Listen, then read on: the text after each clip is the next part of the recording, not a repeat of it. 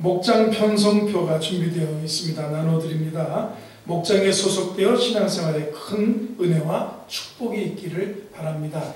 목장 첫 모임은 2월 5일 주일날 가질 예정입니다. 2월 5일 주일에 여러분들이 함께 목장 모임을 가질 수 있도록 먼저 목자 모임을 설 지나고 한번 제가 갖도록 하겠습니다. 다음 주일은 설날입니다.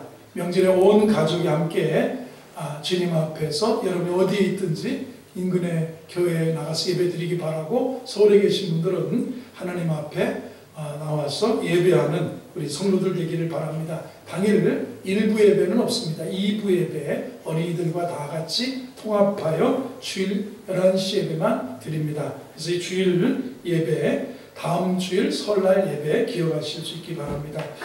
새로 2023년도를 위해서 임명받으신 우리 교회의 모든 중직자들은 주님 앞에서 부끄러울 것이 없는 일꾼으로 인정된 자로 자신을 하나님 앞에 충성되이 드려 헌신해 주시는 한 해가 되시기를 바랍니다. 오늘 점심에는 최승필 이지혜 집사 가정에서 자녀 최준우의 생일에 감사하여 맛있는 떡을 준비하여 드립니다. 사랑하고 축복하며 가정에 은총이 가득하고 자녀의 앞날에 축복이 넘치시기를 바랍니다. 23년도 교회 달력이 준비되었습니다. 아직 수령하지 못하신 분들은 밖에 수령해 가시기 바랍니다. 연말정산 기부금 영수증이 필요하신 분들은 신청해서 받아가시기 바랍니다. 교회 성가대원들 계속해서 헌신해 주시기 바라고요. 찬양팀, 교사, 또 봉사하실 분들은 교회 생활에서 1인 1일 봉사를 하실 때 신앙생활에 행복하고 즐겁고 기쁜 것입니다. 그래서 교사들은, 그 다음에 성가대든 찬양팀이든 또 하나님 앞에 각 기관에 소속되어서 여러분들이 섬겨주시고 봉사해 주시기를 바랍니다. 전후 좌우에 계신 분들이 오늘도 잘 오셨습니다. 여기겠습니다. 은혜 받으시기 바랍니다. 여기겠습니다. 아멘. 창세기 47장 말씀을 통해서 삶의 방법을 배워보자, 이런 제목으로 말씀 통해서 은혜 받도록 하겠습니다. 여러분, 새해가 벌써 이렇게 15일이 되었습니다. 새해가 되면 제일 먼저 생각되는 것이 나이입니다. 나이가 또 한 살 먹었구나. 나이를 또 한 살 먹는구나. 별로 할 일도 없는데 또 한 살이 우리에게 추가되는 것이 한 해입니다. 제한된 나의 생애의 시간에서 1년이 간 것이고 또 1년이 오는 것입니다. 우리 조상들은 나이듦, 늙음에 아쉬워하면서 이런 시를 썼습니다. 내 청춘 누구 주고 네 백발 가져온고, 백발이 오고 가는 길 알았던들 막을 것을 알고도 못 막는 길이니 그를 서러워하노라. 오늘 본문을 보면 바로가 야곱을 처음 만나서 묻는 말이 나이입니다. 8절을 보면 바로왕이 요셉의 아버지 야곱이 애굽에 왔고, 그리고 왕궁에 와서 바로왕을 아련하게 되었습니다. 바로가 야곱에게 묻되 네 나이가 얼마냐 묻습니다. 나이를 묻는다는 것, 지금까지 어떻게 살아왔는가고 묻는 의미도 담겨져 있습니다. 여러분, 우리가 지나온 날들을 생각해 보면 두 가지 대답이라고 생각합니다. 하나는 주님 앞에서나 사람 앞에서 부끄러움밖에 없는 허물뿐이라는 것이고, 다른 하나는 주님의 은혜뿐이라는 것. 허물뿐이야. 또 하나는 은혜다. 여러분은 한 해를 돌이켜보면 허물이었습니다. 그리고 또 돌아보면 은혜라고 고백할 수 있습니다. 나되는 것은 하나님의 은혜입니다. 하나님의 은혜로 지금까지 산 것입니다. 우리가 아이들에게나 우리 아랫사람들이 몇 살이냐, 야 너 몇 살이냐 물어봅니다. 그때 사람답게 살라는 말이야. 네가 몇 살인데 그러냐, 이런 의미도 담겨져 있는 겁니다. 베드로는 이렇게 우리에게 권면했습니다. 다시 사람의 정욕을 따르지 않고 하나님의 뜻을 따라 육체의 남은 때를 살게 하려 합니다. 계속해서 한 해 한 해 나이가 들어가면서 사람의 정욕 따라 사는 게 아니라 무엇입니까? 하나님의 뜻을 따라서 육체의 남은 때를 살게 하라. 하나님의 뜻대로, 하나님의 은총 속에서, 하나님의 축복 속에서 남은 때를 살게 하려 합니다. 이게 그리스도인의 삶입니다. 금년은 어떻게 살기로 다짐하셨습니까? 남은 생에는 또 어떻게 살기로 마음먹고 계십니까? 오늘 말씀을 통해서 야곱과 요셉의 삶의 방법을, 삶의 방식을 한번 성경적으로 우리가 배워보는 그런 시간을 갖고자 합니다. 첫 번째는 진실의 삶을 배워야 됩니다.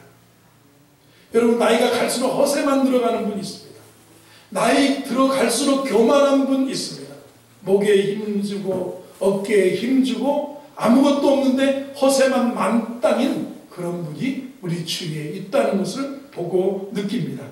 요셉의 형들 5명을 선별했습니다. 그리고 바로 왕에게 갔습니다.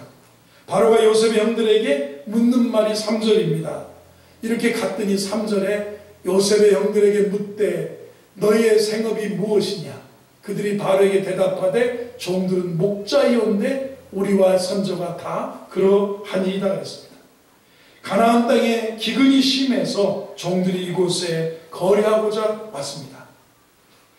우리는 목자인데 선조가 다 목자였고요. 4절에 그렇게 말하는 겁니다. 바로에게 또 말합니다. 가나안 땅에 기근이 심해서 양떼를 칠 곳이 없어서 종들이 이곳에 거류하고자 왔습니다. 종들을 고센 땅에 살게 하소서 그럽니다. 애굽은 농업의 기반인 나라였습니다.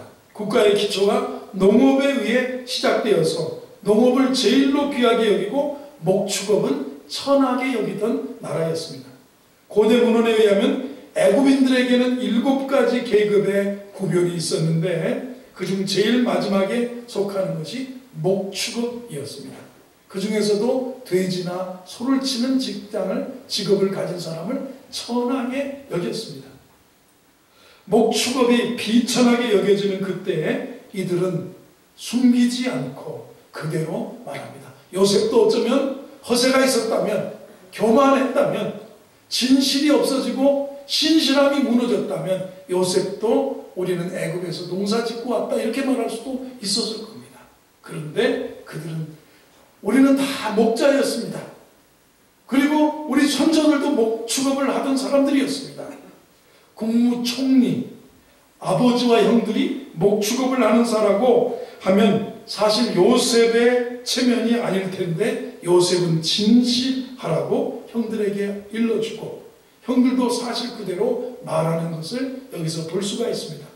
진실하게 살고자 하는 요셉의 모습을 봅니다. 사랑하는 성도 여러분, 진실하십니까? 신실하십니까? 우리 자녀들이 나를 볼 때 아버지는 참 진실한 분이야. 우리 성도들이 여러분을 볼 때 주위의 사회 속에 있는 내 바운더리에 있는 사람들이 나를 볼 때 저 사람 참 진실한 사람이야 할 수 있는 그런 인격이십니까? 요셉은 사람들 앞에서 체면을 세우기 위해 하나님 앞에 범죄하는 일을 하지 않았습니다. 정직이 지혜보다 낫다는 말이 있습니다. 시편 84편 11절을 보면 여호와께서는 정직하게 행하는 자에게 좋은 것을 아끼지 않는다. 하나님이 누구에게 좋은 것 아끼지 않고 주시느냐? 정직하게 행하는 자에게 좋은 것을 아끼지 아니하신다. 시편 11편 7절에는 여호와는 의로우사 의로운 일을 좋아하시나니 정직한 자는 그 얼굴을 배우리로다. 구약에 보면 하나님의 얼굴을 보거나 법궤를 들여다보면 죽음이었습니다. 하나님은 거룩하신 분인데 죄 많은 인생이 정말 거룩의 완전체를 볼 때 죽음밖에 없는데 그래도 누굽니까? 여호와는 의로우신 분인데 의로운 일을 좋아하시는데 하나님의 정직한 자는 하나님의 얼굴을 본다 이렇게 말씀하셨어요. 정직한 사람에게는 하나님의 얼굴을 보아도 죽지 않는 방식으로 자신을 영적으로 혹은 대면적으로 나타내 보이실 것이다. 영적으로나 대면적으로 정직한 자에게 나타나 보이시고 만나주신다는 그런 표현이라고 볼 수 있습니다. 형들은 바로에게 우리가 거류하러 왔다고 말합니다. 영원히 사는 것이 아니라 임시로 거주하고자 왔다는 겁니다. 애굽에 먹고 살기 좋아 풍족하고 동생의 총리의 자리에 있어도 저들은 하나님의 계획을 마음속에 믿었기 때문에 잠시만 살다가 갈 거라고 말하는 겁니다. 하나님께서 브엘세바에서 야곱의 애굽으로 내려오기 전에 하나님의 뜻을 물었을 때 뭐라고? 내가 너와 함께 애굽으로 내려가겠고 반드시 너를 인도하여 다시 올라갈 것이다 그랬어요. 하나님의 계획과 섭리를 믿는 겁니다. 이런 사람은 정직한 겁니다. 세상 만사가 내 뜻대로 되는 것이 아니고 하나님 뜻대로 되기 때문에 우리는 신실하게 정직하게 살아내는 용기가 있기를 주의 이름으로 축원합니다.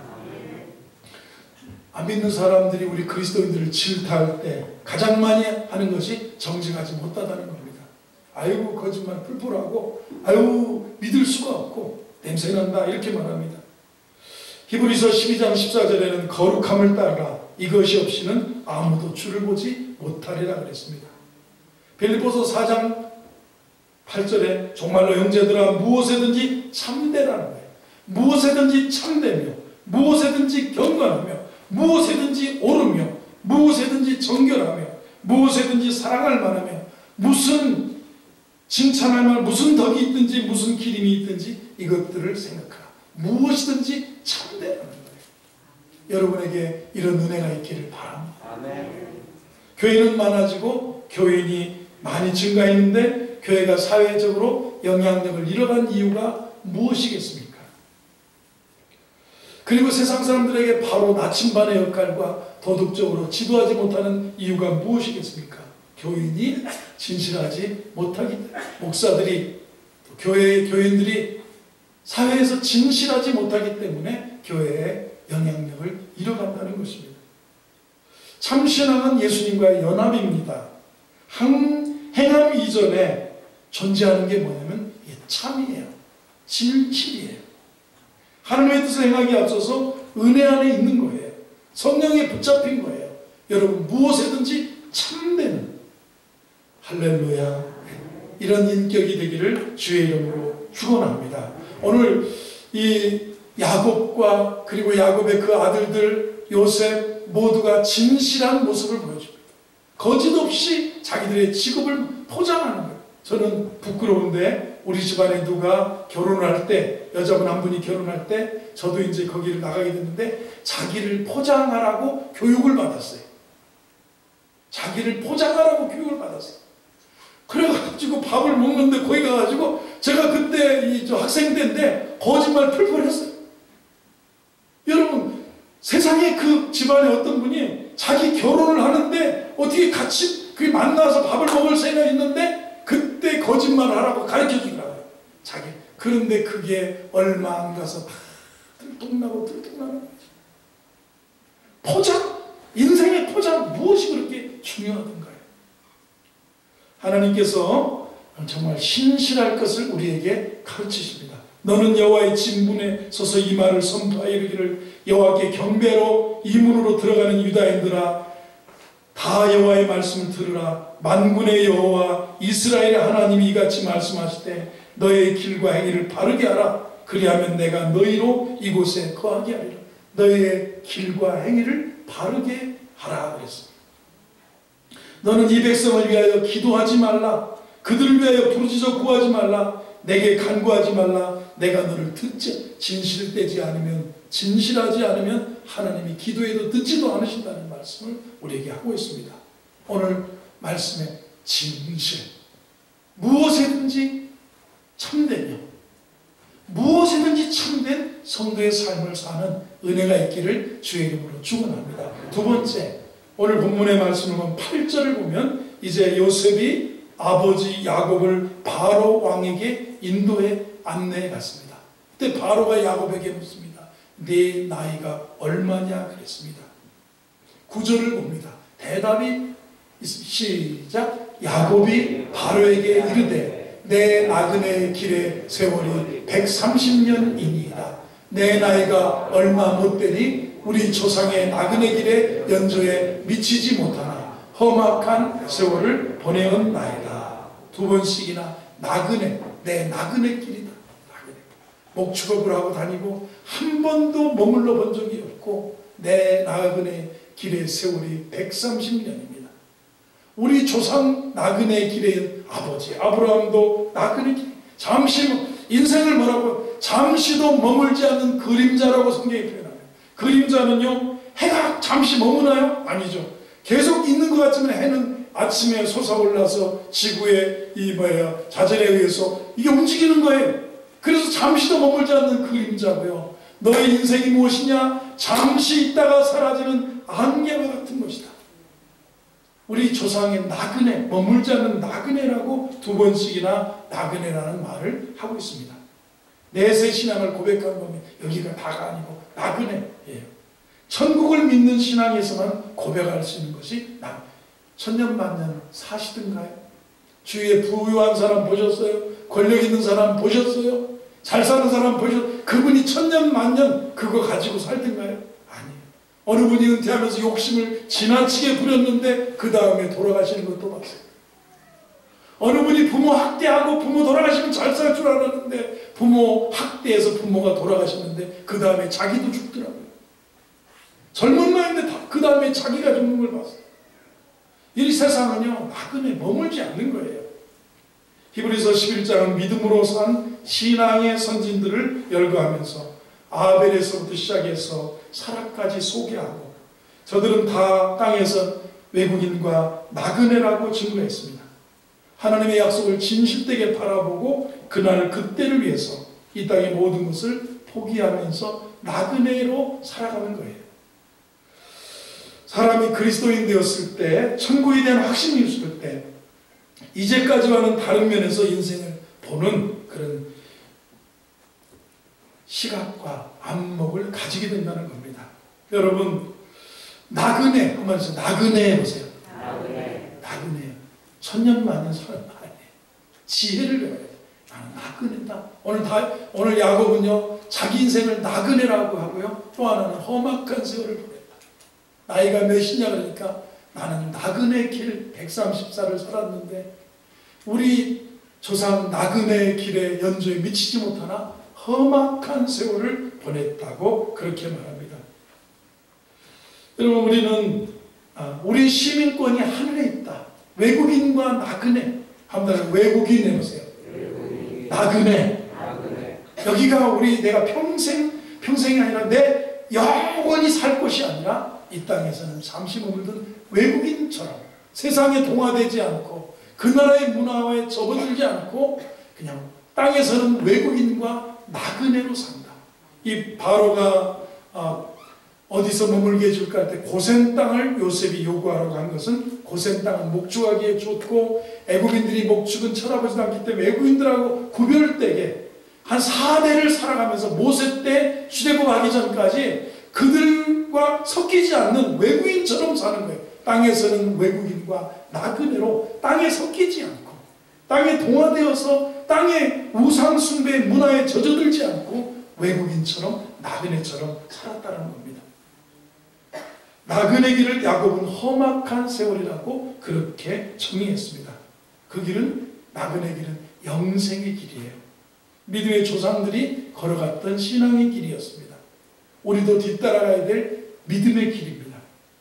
이 땅에서 괴롭고 힘든 길이지만 천국이 있는 길이고 시온의 대로가 있는 그 길입니다. 한번 다시 나그네 길 해보세요.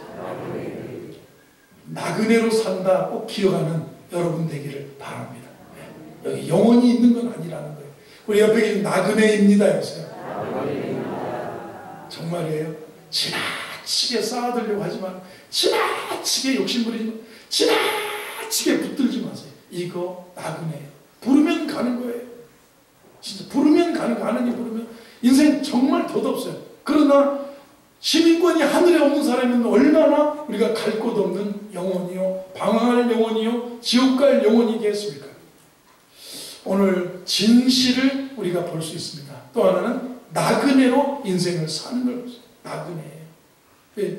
정말 우리 어르신들 올해 건강하기를 바라고요. 우리 권사님 한 분도 아프셔서 못 오신 것 같은데 보면 이 뭐라고 할까요?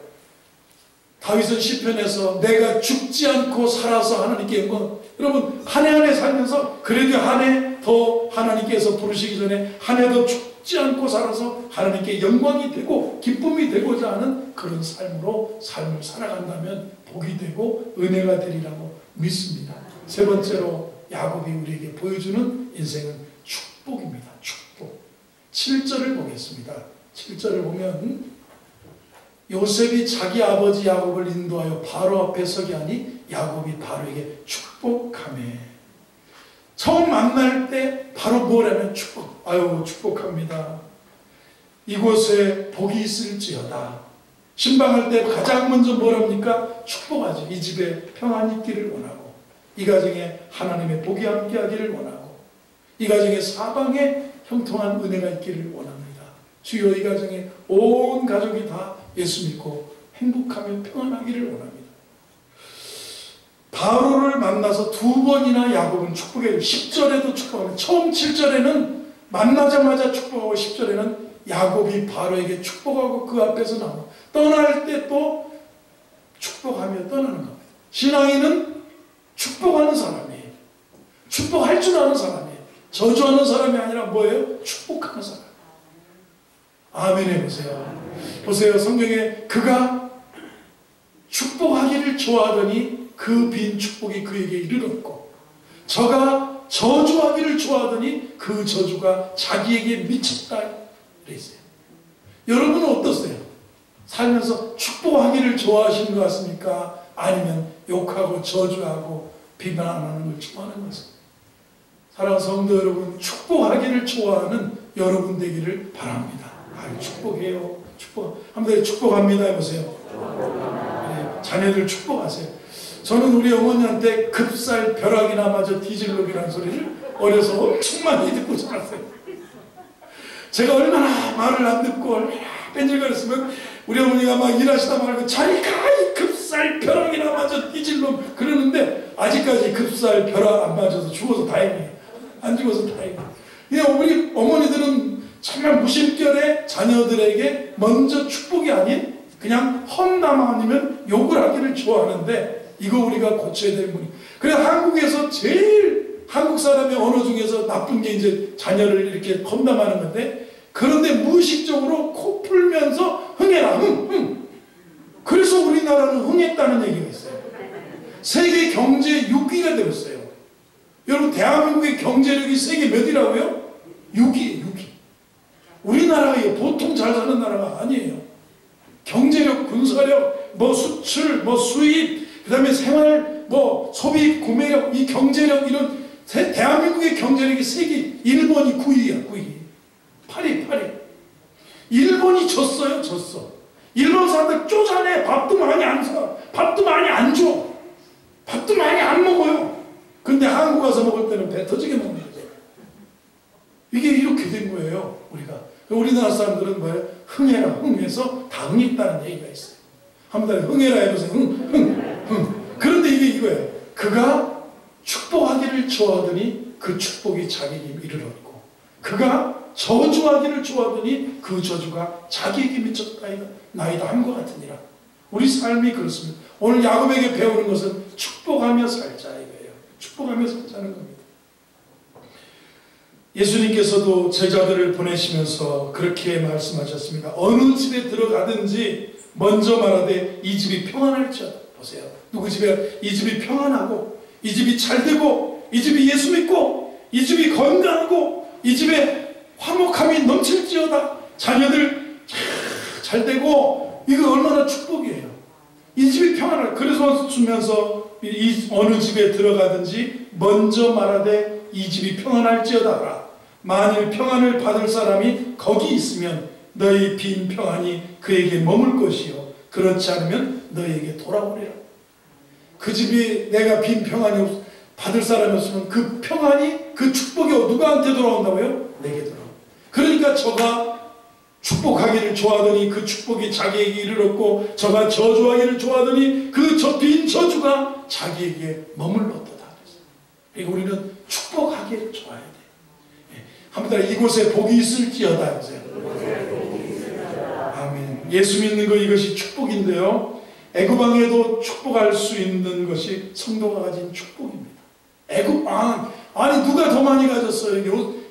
야곱이 지금 험악한 세월을 보내고 지금 먹을 것이 없어서 아들이 애굽의 총리가 됐다는 얘기 듣고 애굽에서 보내온 수레를 타고 애굽에서 보내온 길 양식을 먹으면서 거의 한 달 가까이에서 마차를 타고 내려왔는데 꾀죄죄한 얼굴로 꾀죄죄한 모습으로 왔는데 만나자마자 수선을 들고 누구를 축복합니까?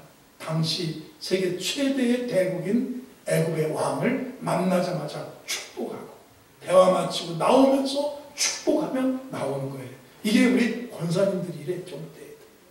이게 우리 장로님들이나 우리 집사님들이 어느 집에 가도 축복해주고 목사가 축복해주는 거예요. 아멘 해보세요. 아멘. 축복의 사람이 되는 것이 이렇게 축복하며 사는 우리 자식들 여호와는 우리 아들에게 복 주시고 지켜주시고 은혜 주시고 평강 주시기를 원합니다. 주여 세계 모든 민족에 뛰어나게 해주십시오. 이래야지 급살 벼락이나 맞아. 나중에 우리 어머니가 예수 믿고 집사로 가셔서 다행이지 그거 다 취소하고 축복하셨어요. 그래서 시골에 제가 신학생 때나 전도사 때 시골에 가면 어머니하고 새벽기도를 안면도 교회에 이렇게 나가면 우리 어머니 일하시다가 피곤하시니까 새벽에 또 시골 목사님이 어젯밤 텔레비 본 얘기부터 시작해서 설교를 또 이렇게 길게 하시면 나도 졸린데 어머니가 얼마나 졸리시겠어. 새벽에 졸리시다가 기도하라 그러면 4주를 가까이 하게 하면 몇 번 부르신 다음에 여러분 앉은 그 의자에 이걸 머리를 본인이 한 20-30번을 막 이렇게 하셔요. 그래서 나중에 그러고서는 주여 믿습니다. 축복하실 걸 믿습니다. 가자 그러더라고요. 그래서 제가 궁금해서 여쭤봤어요.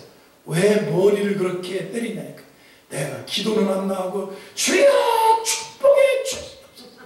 머리를 찌시면서 축복해달라고. 축복을 내가 이렇게라도 머리라도 찌면 하나님이 잘해준다. 기도할 때 잘 되게 하신다고 그랬지 머리 찐다고 잘 되게 하신 건 아닌데 그 마음이 있잖아요.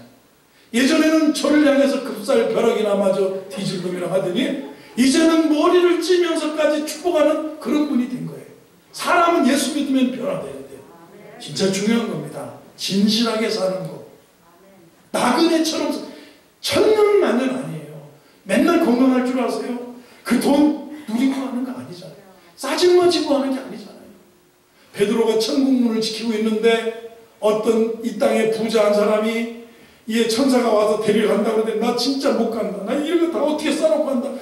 가야 된다고 하니까 그러면 내가 배낭에다가 금고에다가 금덩어리 황금덩어리 이게 메고 가겠다. 그걸 뭐하러 가져가냐고. 그랬더니 아니라고. 나 천국 갈 때 금덩어리라도 가져가야지. 억울해서 못 살겠다고 그랬어요. 그래서 그러라고 천사가 근데 그 사람을 데리고 천사의 손에 받들어 올라갔는데 금덩어리 때문에 무거워서 간신히 올라가는데 여권 예수 믿는 여권 딱 내니까 베드로가 들어가라고 그러더니 그건 뭐냐 그랬더니 금이라고 그러더니 아니 그걸 뭐하러 가져오냐고. 여기 천국에 뭐하러 가져오냐. 이거라도 있어야 산다고 그랬는데 천국문에 딱 들어가자마자 요한계시록에 나오는 계시록에 나오는데 그 길은 다 정금이더래. 정금. 이 땅에서는 귀한 거지 영원한 게 아니라는 거예요. 그래서 베드로가 그랬는데도 그 철이 안 들어가지고 그것만 붙들고 살면 안 된다는 거예요. 오늘 우리는 진실, 허세 부리지 마시고 진실하셔야 돼요. 두 번째, 나그네라는 걸 꼭 기억하셔야 돼요. 주님 부르면 우리는 저 앞에 가야 됩니다. 그리고 우리는 축복하며 사는 겁니다. 어르신이 되면 축복을 많이 하는 은혜가 있기를 바랍니다. 네. 축복합니다 해보세요.